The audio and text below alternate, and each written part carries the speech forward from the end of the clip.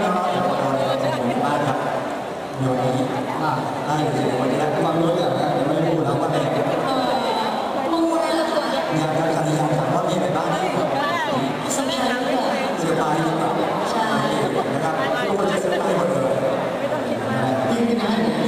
ไม่สบายก็บอกได้บอกได้บอกเลยถ้าเป็นมี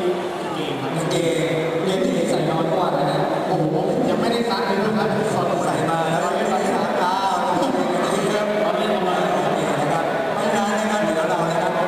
อยากจะให้พี่ผู้ใจบุญนะครับในร่วมการลงทะเบียนเพื่อจัดการของน้องทั้งหมดที่มาถึงบ้านนะครับตอนนี้ก็คงจะให้น้องๆไปถึงการจบนะครับแล้วก็ในการทำน้องต่อไปนะครับขอส่งมืออีกครั้งให้น้องๆเลยครับขอบคุณครับขอบคุณครับแล้วก็ตอนนี้นะครับ